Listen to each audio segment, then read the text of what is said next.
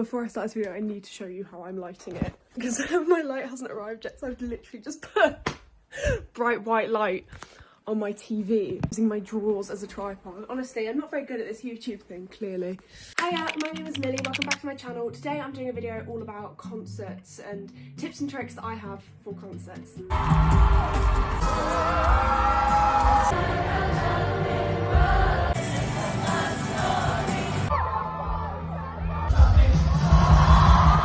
So if you're someone who has never been to a concert before, or has never stood at a concert before, or if you just feel like you need a little bit of advice, that is what this video is. Just to clarify, I'm by no means an expert, but I do have quite a bit of experience. So the first thing I'm going to be talking about is purchasing tickets. So my first piece of advice is, if you are looking to get tickets for quite a big artist, someone who you know is going to be difficult to get general sale tickets for, try and find access to a pre-sale. It's basically certain groups of tickets that go out before the actual main sale of the tickets. There are different types. There's like artist pre-sale, fan club pre-sale. So this is when you are on a certain artist mailing list or anything like that. They may send you a code or a link that you can access a pre-sale through. There's also venue pre-sales. Certain venues do their own little sale of tickets. There's also credit card sales. Amex often do these, where if you have a certain credit card, then you might have access to a pre-sale. That's just a few of them. There's loads and loads of different ones. Also, I've got a list. Look at me doing my research. I've got a list. Also, platform pre-sales is another important thing. So sometimes Spotify, they provide you links to pre-sales. Ticketmaster, which you may be using to buy the tickets anyway, they sometimes put a pre-sale on. So yeah, if you can get access to a pre-sale, absolutely do it.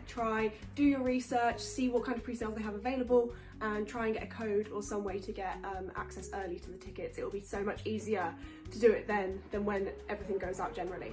Ticketmaster is most likely your main source of tickets. I think almost all of my tickets for the concerts I've been to, I got through Ticketmaster. You know they're legitimate, and you don't need to worry about being scammed or anything like that when you're going through Ticketmaster. Apart from that one scandal they did have last year, but we'll forget about that. They're mostly incredibly reliable. So again, especially for big artists that you know are going to sell out quickly, find the time that their pre-sale or general sale is going to be going on, and make sure you are on Ticketmaster's website ready to go 5 to 10 minutes before that time. Get ready. You'll be put into a lobby, and then you'll be put into a queue, and sometimes these queues are unbelievable. I've been in queues with hundreds of thousands of people before looking for tickets, but you need to try and persevere, because not everyone who goes through the queue will end up buying a ticket, particularly if the cheaper tickets have sold out. They'll go on, see that there are no cheaper tickets left, and then just leave the website. So persevere, stay in the queue. I've been in queues for hours and hours waiting to get through to the Ticketmaster website. You just have to stay strong and you'll hopefully get there. A few things you have to consider before you actually get through to the website and start buying your tickets. Number one is how much you're willing to spend. Set yourself a budget in your head, because these ticket prices can get astronomically expensive and you can end up spending an absolute fortune on them. So make sure you have an idea in your head of what price you want to go for. If you're going with friends and you're the one doing the Ticketmaster war for the group, make sure everyone agrees on the price that they're willing to spend, because if so, you need to discuss whether you would like to be seated or standing at a venue that has both. Typically, the cheapest tickets in a venue are the nosebleed seats, the seats that are furthest away from the stage, and then you get up to a general admission, which is the standing area. These are often quite reasonable as well, again, depending on the artist and the venue and the popularity and all of that sort of stuff. The most expensive tickets are the seats that are closest to the stage. I've done both. I've been seated and standing at concerts. When I was a younger teenager, and perhaps it was even age restricted and I wasn't allowed to stand, I did a lot of sitting at concerts and I loved it. A lot of people say that you don't really get the same experience, you have more fun if you're standing. I don't know if I agree with that. I think both have their pros and cons. I love both. I think being seated has its benefits as well as being standing and being right in the action. If you're seated, you are always going to be able to see the artist in the stage, whereas if you're standing and you end up behind someone that's really tall, you may not be able to see the artist for the whole show, which is obviously not ideal. Also, if you're sitting, you don't need to arrive at the venue any earlier than when the artist starts or when the opening act starts, because you're always going to have a seat, so you don't need to worry about where you're going to be. Whereas if you're standing and you want to get a good spot, you're going to have to get there a lot earlier, and sometimes even queue for a very long time. Also with seating, you always have the option to sit down, obviously. When you're up and dancing a lot, your feet can get tired, you want to have a break, you absolutely can. The thing is with standing is, once everyone stands up at the start of the show, you cannot sit, you cannot sometimes you cannot even move. So I've been to multiple concerts where I was stood for a very, very long time. In notably Taylor Swift's Eras tour, I was standing on my feet for about 6 or 7 hours, and it was incredibly tough and exhausting, and my feet hurt a lot, as you can imagine. But I don't want to complain too much, because obviously that was the most incredible experience. I absolutely loved it, no matter how much pain I was in, but it's definitely something to keep in mind. If you struggle with foot pain, back pain, any of that, I know I really struggle with my back at times. Standing may not be ideal for you unless you are really, really, really desperate to be as close to your favourite artist as possible. Another thing to consider before you book your concert tickets is your travel and accommodation. My biggest red flag is that I am always booking the concert tickets and then figuring the rest of it out later. Try and think about it. Think about the dates. Think about if you need to take time off work. Think about whether it's a weekend or a weekday. Think about what you're doing. Obviously, depending on where you're seeing a show and where you live, this can look very, very different. But for me personally, I live on the Isle of Wight. We have no concerts or shows here, and typically our closest place to see anyone is London, which is about an 1.5 to 2 hour train journey from once you get off the boat on the other side of the water. Once you get late into the night, the boat times get a little bit more complicated, so we really do have to consider if we're going to stay overnight or get a ferry in the early hours of the morning. But generally, my main piece of advice for if you're booking travel or booking accommodation is try and do it as far in advance as possible. This is how you get super cheap hotel deals, super cheap train travel before they realise, oh, there's a concert going on, let's, hike the prices for all the people who are going to the concert. And most of the time you'll find somewhere that is nice and cheap and pretty close to the venue, sometimes just a short tube or Uber away. Speaking of the tube, if you're going to see a show in London, this is definitely something you need to think about. Whether you're going to risk getting a tube after a show is something that is very much up to you and can be incredibly difficult. For example, me and my sister went to see Lana Del Rey just a couple of weeks ago, and the queue for the tube station was backed up to Wembley Steps. It's about a mile from Wembley to the tube station. And that was when me and my sister decided, you know what, we're just going to suck it up and pay the price for an Uber. It wasn't ridiculously expensive, and it saved us a whole lot of time. In fact, I was on Twitter a bit later that evening looking, and there were people waiting for 4 hours or more to get on the tube after seeing the show, which is ridiculous. Like I said, the main piece of advice is plan everything in advance. Know where you're going, what you're doing. If you're getting a train, leave yourself enough time to get to the train station. Those things are just super, super important. Okay, next thing I'm going to talk about is outfits. Outfits are obviously a really exciting part of the concert. Planning your outfit, trying your outfit on, talking to your friends about what you're going to wear, all of that is super, super fun. There are a few things you need to consider. Something that I've learned personally is that I need to prioritise my comfort more. I was going for the look and not going for what I was going to be most comfortable in. If you are wearing a super tight fitted tiny dress, you're going to be thinking about what you look like. That's just the way it's gonna go. Unless you have a great amount of confidence, which is wonderful, you're going to be worried about people looking at you. You're going to be worried about how much you can move, especially if you're standing and you want to dance and you're like sealed into this tiny dress. It's just something that you have to think about, is being comfortable, physically comfortable and emotionally comfortable, and feeling confident and not insecure in yourself. Another important thing, particularly for those standing, is footwear. Obviously, I was an idiot. I was an idiot, and I've gone to so many shows and worn incredibly uncomfortable shoes. Last year in May, I went to see Olivia Rodrigo. I was standing, I was stood for an incredibly long time. I wore the most insane high-heeled boots, and don't get me wrong, my Instagram photos were 10 out of 10, but I was in absolute agony. In fact, I couldn't even walk out of the O2 comfortably. I had to take off my shoes and walk around in my socks. When you're stood in high heels for a long period of time, all your blood is going into your toes and they ache, and it's just painful, and everything hurts, and your back hurts and your chest hurts because you're standing at an uncomfortable angle, and everything just hurts. Just be sensible about it. A couple of months after that, I went to see Taylor Swift and I wore my New Balance trainers. And don't get me wrong, if I'd stuck on my cowboy boots, I probably would have had better Instagram photos, but realistically, the most important thing is that you're not in agony, because it ruins the whole experience, to be honest. Another thing, particularly if you're standing, particularly if it's in the summer, you're going to be really hot. It's always going to be really hot. You are crammed in with other people, literally this close to you, and everyone's body heat and everyone jumping up and down and getting warm. Like, it is going to get really, really hot. So my advice would be, don't take a jacket. I took a jacket into Olivia Rodrigo and then I thought, why did I do that? I'm just going to have to hold it now the whole concert. So do think about that as well. Leave it at home. Okay, my next bit of advice is more to do with preparing your stuff, what you're going to take in, food and drink and all that sort of stuff. So I have experience in taking in a full A4 sized bag, that was the bag limit, filled with overnight stuff into a concert. I took it into Hyde Park because I had no other option. We had stayed overnight the night before, and then we were going home that evening, so that was all we could do, to be honest. So I had a tote bag the whole day. It's not ideal, it's not comfortable. When we saw Sabrina, I had it on the floor between my feet.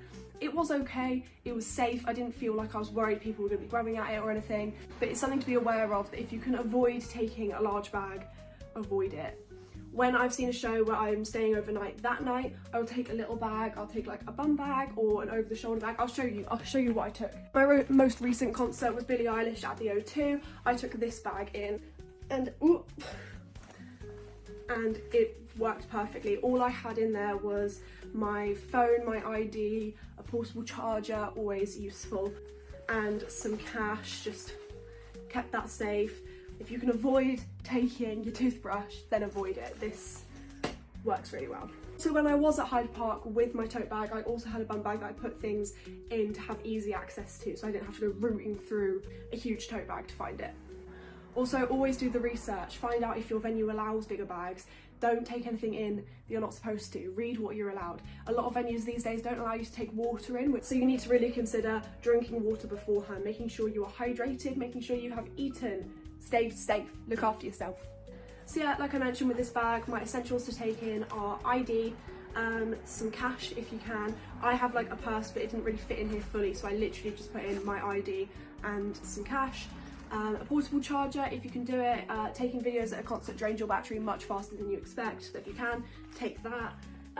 Your phone, and pretty much that is it. As long as you have your tickets on your phone and whatever, then that's pretty much all you need.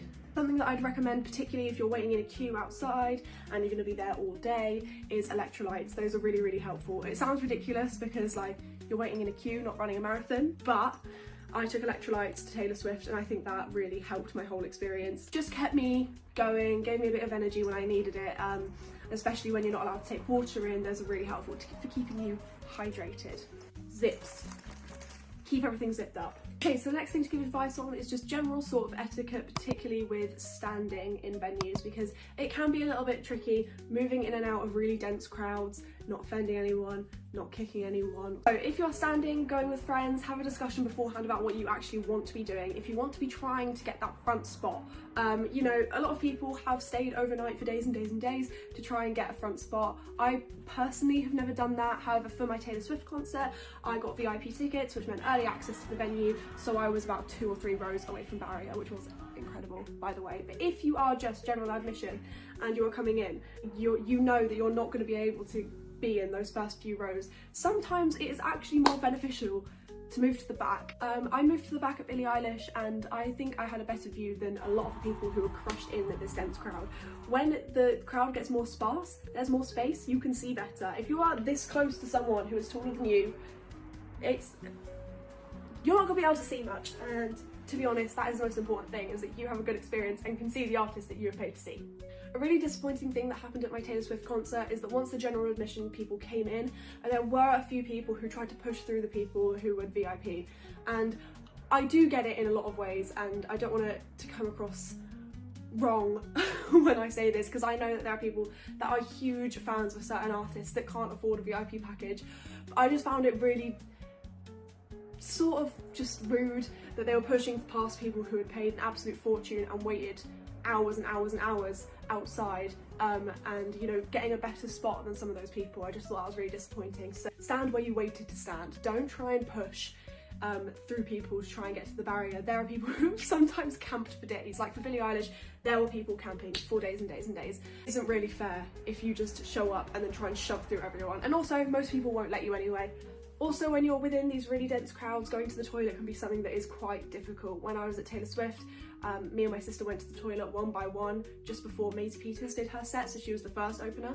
And that was really tough, I'm not gonna lie, because we were literally having to get out of almost the very front through all of these people. You know, just be aware that that is something that might happen. When you gotta go, you gotta go. Try and plan it slightly better. Unfortunately, while I was coming back was when Maisie Peters was on, so obviously everyone was stood, everyone was pushing to the front. Try and plan it a little bit better than I did. Go before, make sure you're there before she starts. because then people aren't so eager to get close to the stage. They are sort of more chill and it'll be easier to work your way through. Another thing, at festival type events such as Hyde Park that I went to see Sabrina Carpenter at, people aren't appreciative if you get on someone's shoulders. So generally don't do it. My boyfriend put one of his friends on his shoulders and someone behind him actually tried to physically pull him off. There are lots of families with small kids there having little girls on their shoulders and things, and you know, for the most part people are respectful of that, but when you're adults, just don't do it. Just don't do it, because people are just gonna be mad. Everyone behind you is gonna be screaming at you. In fact, people are throwing things at people. Just don't do it. Same sort of thing with having signs. I think signs are getting less and less common these days, but again, if you're holding up a sign the whole time, there's someone behind you who cannot see anything. They might shout at you, and you know, me personally, I can't handle confrontation, so if someone were to shout at me for having a sign, I might cry. So just, again, be aware. Another thing about general etiquette, again, particularly with the standing, is people who scream the lyrics. You know, if you're singing along, you can sing along very loud, but it's the people who just purely scream. It's so annoying for everyone around you. Like, it just deafens people, and they want to hear the artist, not you screeching. Like, I understand the temptation to scream when you really like love the words that are being sung, blah blah blah, but you can sing loudly, you don't have to scream. Just another thing on that, and I would hope that it's obvious, but if the artist asks you to be quiet, be quiet. Don't be that person who ruins a mute challenge. It's just annoying. Like, it was absolutely amazing on the night I saw Billie Eilish that, you know, when she did her When the Party's Over loop with the humming, everyone was dead silent. It was incredible. It was amazing to listen to. It felt like a magical experience. But I did see videos of other nights of people shouting during that, and it's just disappointing. Like, it's just not fun. Just you're ruining it for everyone. Just be quiet. Okay, and I think I have one more thing I want to talk about, and that is merchandise. I am a sucker for artist merchandise. I tend to get merchandise at every single show I go to, but some things that you should be aware of is that merch is very, very expensive at concerts and shows, and they can be very long queues and all of that sort of stuff. So before you go, think about it. Think about, do I want to be spending money on merch? How much do I want to be spending? And really do think about it, because I have found myself in situations where I'm spending a ridiculous amount on merch, and then I get home and I'm like, why did I do that? I personally always buy merch because I don't know, I just really like having a souvenir, so it's one of those things that I always allow myself, but I do try and think, like, you know, be reasonable about it. Don't, you know, get overexcited and spend a whole lot of money. If you're at a really big venue and the first merch stand you see has a massive queue, there will be other ones. You know, a lot of people will see that and go, oh, maybe this is my only opportunity to buy merch, so they'll go and jump in that really long queue. You know, there will be loads and loads of different merch stations, like I say, particularly at a really big venue like Wembley, O2. There will be loads and loads and loads of places and opportunities to buy merch, so, you know, move beyond that first queue and you'll be able to find some with slightly less queues. Another piece of advice I have regarding that is try and buy something that you're actually going to really like and wear. You know, I keep buying t-shirts, and now I just have, you know, 500 pyjama t-shirts. Like, you don't need it. I am really, really pleased with the tank top that I bought at my Billie Eilish show. So this is what I bought when I went to see Billie Eilish. It was overpriced, but all merch is overpriced. It says hit me hard and soft. It's a tank top. It's just different to, you know, the regular like t-shirt or hoodie that I would buy, and I really, really like it, and I wear it out and about a lot, you know. So definitely think about it. Think about what's practical, something you want to wear. Don't get something just for the sake of it. Make sure you do actually really like it and want to wear it. So I think that's all the general advice I have regarding concerts based on my own experiences. If you want me to make another video about any of my specific concerts and how that worked and sort of the whole experience, I'd be very happy to do so. Concerts are my favourite things in the world. I love to talk about it. Ask me, go ahead. But for now, thank you so much for watching this video. Please give it a like, comment any questions you have below, and subscribe to my channel. My content is about to get a lot better because I'm getting a real light, a little microphone and a tripod. Yeah, but thank you so much for watching, and I'll see you next time.